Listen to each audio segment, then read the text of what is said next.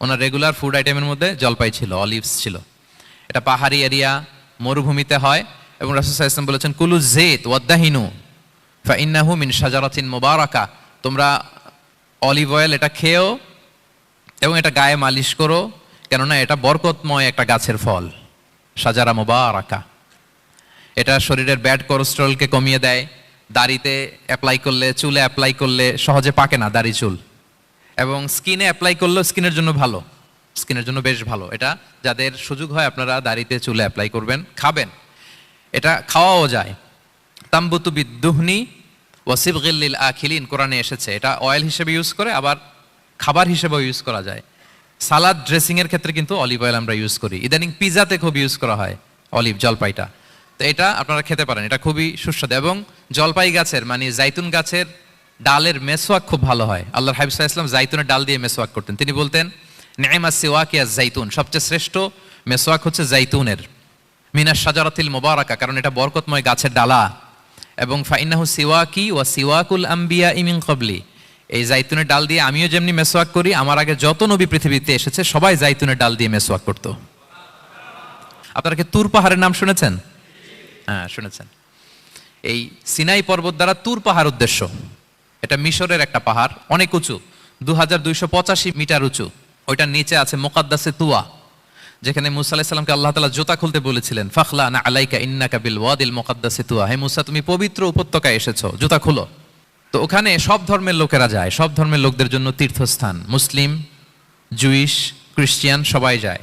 এটা সিনাই একটা এলাকা আছে মিশরের, north south Sinai, north Sinai, এটা সাউথ সিনাইতে অবস্থিত। তো নিচে একটা খ্রিস্টানদের প্রাচীন গির্জা আছে, সেন্ট ক্যাথেরিনা গির্জা। সেখান থেকে চলতে চলতে আপনাকে উপরে যেতে হবে, ফজরের পরে আবার চলে আসতে হবে, তা না হলে দুপুরবেলায় 10টা-11টার দিকে এমন সূর্যের প্রখর তাপ ওই পাথরের মধ্যে লাগে, ওখানে আর থাকা যায় না। একেবারে তুর পাহাড়ের উপরে সেখানে খ্রিস্টানদের জন্য ছোট্ট একটা সিনাগোগ আছে, তারা প্রার্থনা করে। খ্রিস্টানদের একটা চার্চ আছে, মুসলিমদের জন্য ছোট্ট একটা মুসল্লা আছে সূরাওয়ের মতো।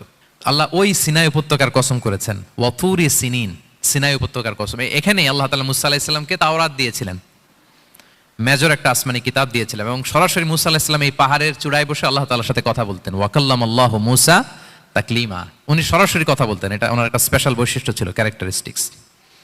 এবং আল্লাহ তাআলা নূরের তাজাল্লি দিয়ে এই পাহাড়কে একবার জ্বালিয়ে দিয়েছিলেন। আজও এই পাহাড়ের রংটা অনেকটা একটু লালচে, একটু কালোচে, একটু রেডিশ কালারের।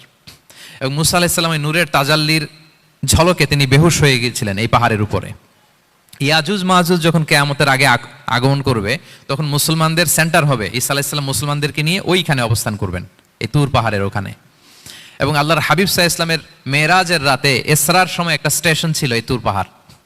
জিবরাইল আলাইহিস সালাম এই তুর পাহাড়ে আল্লাহর হাবিব সাল্লাল্লাহু আলাইহি ওয়াসাল্লামকে নামিয়ে বলেছিলেন যে এটা জাবাল মুসা, আপনার ভাই মুসার পাহাড়, আপনি এখানে 2 রাকাত নামাজ পড়েন, দোয়া করেন।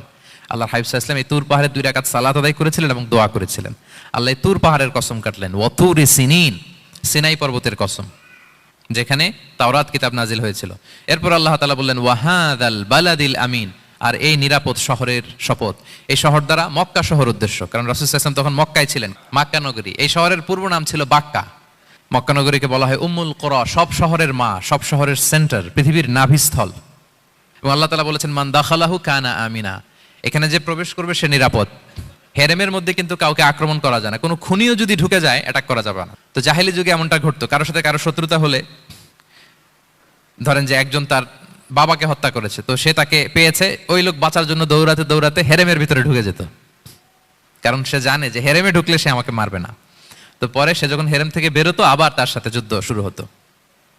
এবং এই শহরের এত মর্যাদার কারণ হচ্ছে সেদিনা ইব্রাহিম আলাইহিস সালাম তিনি আল্লাহর কাছে দোয়া করেছিলেন যে রব্বি জাআল হাদা বালাদান আমিনা, হে আল্লাহ আপনি এই শহরকে নিরাপদ করেন, ওয়ারযুক আহলাহু মিনাস সামারাত, আর এই শহরের অধিবাসীদেরকে আপনি ফলমূল দিয়ে রিজিকের ব্যবস্থা করেন। এখনো দেখবেন যে সারা পৃথিবীতে যেই ফল নাই মক্কাতে ওই ফল আছে, সারা পৃথিবী থেকে ফল ওখানে যায়। এবং মক্কার নেইবরিং সিটি তায়েফ, সেখানে অনেক ফল উৎপাদিত হয়, এখানে আসে। নিরাপদ শহর, বালাদান আমিনা। এবং আল্লাহর হাবিব সাল্লাল্লাহু আলাইহি ওয়াসাল্লাম বলেছেন যে এই মক্কা শহর আমার সবচাইতে প্রিয় শহর। বাধ্য হয়ে তিনি যখন হিজরত করলেন মদিনায়, সেদিন বারবার তিনি মক্কার দিকে পেছনে ফিরে ফিরে তাকান, আর কেঁদে কেঁদে তিনি বলতেছিলেন যে মাক্কাতু আহাব্বুল বিলাদ ইলাইয়া, মক্কা আমার কাছে সবচেয়ে প্রিয় নগরী। লাউলা উখরিজতু লামা খারাজতু, আমাকে যদি জোর করে বের করে দেয়া না হতো আমি কোনোদিন মক্কা ছেড়ে অন্য কোথাও যেতাম না। আল্লাহর হাবিব সাল্লাল্লাহু আলাইহি ওয়াসাল্লামের সবচেয়ে প্রিয় শহর ছিল মক্কা, এবং এটা আল্লাহর হাবিব সাল্লাল্লাহু আলাইহি ওয়াসাল্লামের জন্মস্থান। মাকান মাউলিদির রাসূল সাল্লাল্লাহু আলাইহি ওয়াসাল্লামের বিলাদাত হয়েছে এই শহরে। এবং এই শহরকে আল্লাহ বলেছেন মাসাবাতান লিন্নাসি ওয়া আমনা, মানুষের মিলনস্থল, কেন্দ্রস্থল। সারা পৃথিবী থেকে মানুষ ওখানে যায়। আপনি এই যে রমাদানে যদি মক্কায় যান, আল্লাহু আকবার, লক্ষ লক্ষ উমরা পালনকারী সেখানে, ইউরোপ থেকে, আফ্রিকা থেকে, অস্ট্রেলিয়া থেকে, এশিয়া থেকে, সারা পৃথিবীর মানুষের মিলনস্থল। ওখানে গেলে আপনি দেখবেন মাসাবাতান লিন্নাসি ওয়া আমনা, নিরাপদ জায়গা এবং মানুষের মিলনস্থল এটা।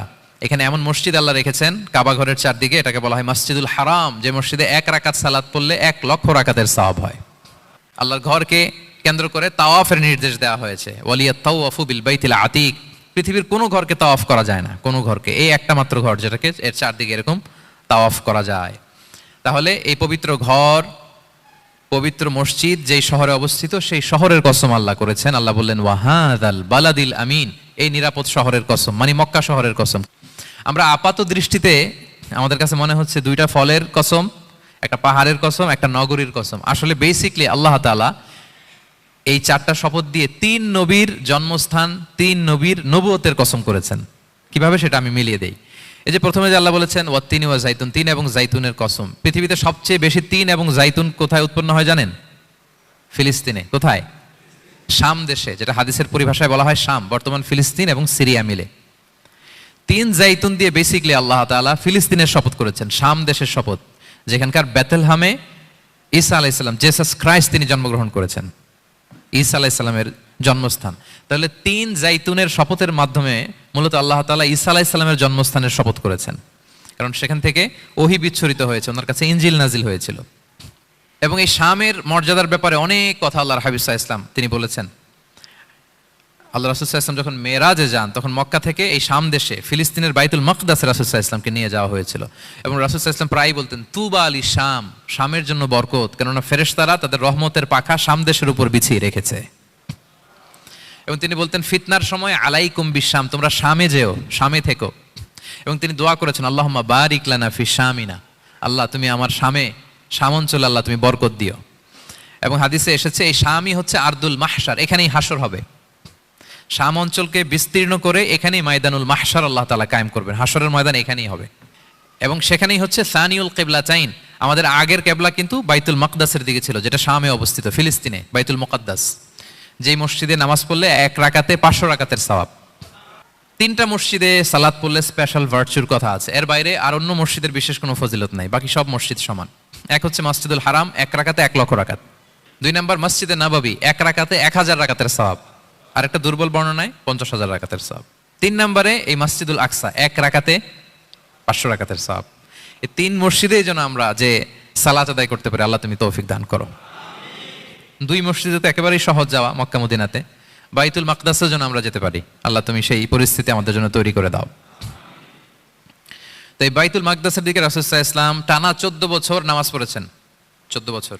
প্রথম 13 বছর কোনো সমস্যা হয়নি মক্কায়, কারণ তখন কেবলা বাইতুল মুকাদ্দাস থাকলেও রাসূল সাল্লাল্লাহু আলাইহি ওয়াসাল্লাম সামনে রাখতেন কাবাকে। কেবলা বাইতুল মুকাদ্দাস, কিন্তু তিনি তো মক্কায় ছিলেন নবুয়তির প্রথম 13 বছর, সামনে কাবাকে রাখতেন, তারপরে টু দ্য ডাইরেকশন অফ বাইতুল মাকদাস। কিন্তু যখন মদিনায় গেলেন তখন তো আর কাবা নাই, তখন রাসূল সাল্লাল্লাহু আলাইহি ওয়াসাল্লাম কাবাকে মিস করতে আরম্ভ করলেন।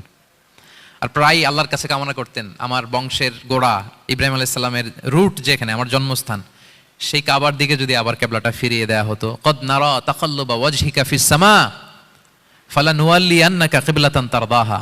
আল্লাহ আয়াত নাযিল করলেন, নবী আপনি আকাশের দিকে তাকিয়ে কি ভাবেন আমি বুঝি, আপনি চান কেবলা যেন আমি মক্কার দিকে ঘুরিয়ে দেই। আল্লাহ তাআলা ঘুরিয়ে দিলেন। আল্লাহ বলেন ফাওয়াল্লি ওয়াজহাকা শাতরাল মসজিদিল হারাম, এখন থেকে মসজিদুল হারামের দিকে আপনি টু দ্য ডাইরেকশন অফ কিবলা নামাজ পড়বেন। কিবলা চেঞ্জ হয়ে গেল। তো মদিনায় যে 16-17 মাস, আর মক্কায় 13 বছর, মোট 14 বছর আল্লাহর হাবিব সাল্লাল্লাহু আলাইহি ওয়াসাল্লাম এই মসজিদুল আকসার দিকেই হয়ে তিনি নামাজ পড়েছেন। এটা আমাদের আগের কিবলা ছিল। এবং শেষে কিয়ামতের আগে যে মালহামার যুদ্ধ হবে, তখন রাসূল সাল্লাল্লাহু আলাইহি ওয়াসাল্লাম বলেছেন মালহামার যুদ্ধের সময় মুসলমানদের ফুস্তাদ বা তাবু হবে, শিবির হবে এই ফিলিস্তিনের দামেস্কের পাশে আল গৌতা নামে এক জায়গা আছে, ওই গৌতাতে। এবং ঈসা আলাইহিস সালাম এসে যে দাজ্জালকে হত্যা করবেন, সেটাও ওই শামে। ফিলিস্তিনের বাবুল লুদ এখনো একটা জায়গা আছে, ওই জায়গাটার নাম এখনো বাবুল লুদ, ওখানে তিনি দাজ্জালকে হত্যা করবেন। এবং সেখানে একটা সাদা মিনারা আছে, ফেরেশতার পাখায় ভর করে ঈসা আলাইহিস সালাম তখন সেখানে নেমে আসবেন। ওই ফিলিস্তিনের ওই শাম দেশের ওই মিনারার পাশে তিনি এসে পৃথিবীতে তিনি নুজুল করবেন, নুজুল ঈসা আলাইহিস সালাম। তো তিন এবং জাইতুনের কসম করে বেসিকলি আল্লাহ তাআলা ঈসা আলাইহিস সালামের জন্মস্থানের কসম করেছেন। কারণ তিন এবং জাইতুন, ডুমুর এবং জলপাই, অলিভ কোন দেশে বেশি হয়? শাম দেশে। আওয়াজ করে বলেন কোন দেশে? বর্তমান ফিলিস্তিন এবং সিরিয়া, এবং ওই ভূখণ্ডে আল্লাহ নবী ঈসা আলাইহিস সালামের জন্মস্থান। তাহলে এই দুই ফলের কসম করে বেসিকলি আল্লাহ তাআলা ঈসা আলাইহিস সালামের জন্মস্থানের কসম করেছেন। ওনার প্রতি নাজিল হওয়া যে তাওরাত ইনজিল গ্রন্থ, এই রেভেলেশনের কসম করেছেন। আচ্ছা, এরপরে ওয়াতুরি সিনিন, সিনাই পর্বতের কসম। সিনাই পর্বত বা তুর পাহাড় হচ্ছে মিশরে অবস্থিত, আর মিশর হচ্ছে মুসা আলাইহিস সালামের জন্মস্থান। কার জন্মস্থান? মুসা আলাইহিস সালামের জন্মস্থান। তাহলে ওয়াতুরি সিনিন, তুর পাহাড়ের কসম বুঝিয়ে আল্লাহ তাআলা মূলত মুসা আলাইহিস সালামের জন্মস্থানের কসম করেছেন, যেখানে তাওরাত নাজিল হয়েছে। এরপরে ওয়াহাদাল বালাদিল আমিন, এ নিরাপদ শহর বলে আল্লাহ তাআলা মক্কা শহরকে বুঝিয়েছেন। আর মক্কা কার জন্মস্থান বলেন তো? মুহাম্মদুর রাসূলুল্লাহ সাল্লাল্লাহু আলাইহি ওয়াসাল্লাম, সাইয়্যিদুল মুরসালিন, খাতামুন নবিয়্যিন, রাহমাতাল লিল আলামিন, হাবিবুল্লাহ মুহাম্মদুর রাসূলুল্লাহ সাল্লাল্লাহু আলাইহি ওয়াসাল্লামের জন্মস্থান। তাহলে এই চারটা আয়াতে, চারটা শপথের মধ্য দিয়ে মূলত আল্লাহ তাআলা ঈসা আলাইহিস সালামের জন্মস্থান, মুসা আলাইহিস সালামের জন্মস্থান এবং মুহাম্মদ সাল্লাল্লাহু আলাইহি ওয়াসাল্লামের জন্মস্থান, যেই তিনটা এলাকায়, ভূখণ্ডে তিনটা মেজর ওহী নাজিল হয়েছে। এক তো ঈসা আলাইহিস সালামের কাছে নাজিল হয়েছে ইনজিল কিতাব, আর একটা হচ্ছে তাওরাত। তাওরাত এমন কিতাব যে কিতাব দিয়ে হাজার হাজার নবীরা ফয়সালা করেছেন। বনি ইসরাইলের অনেক নবীর উপর কোনো কিতাব নাজিল হয়নি, তার মানে তারা রাসূল ছিলেন না, তারা নবী। তারা সবকিছু তাওরাত দিয়েই ফয়সালা করতেন। আর রাসূল সাল্লাল্লাহু আলাইহি ওয়াসাল্লামের উপর কোরআন নাজিল হয়েছে। তার মানে প্রথম চারটি শপথ দিয়ে বেসিকলি ইনজিলের শপথ, তাওরাতের শপথ এবং কোরআনের শপথ। বুঝতে পেরেছেন সবাই?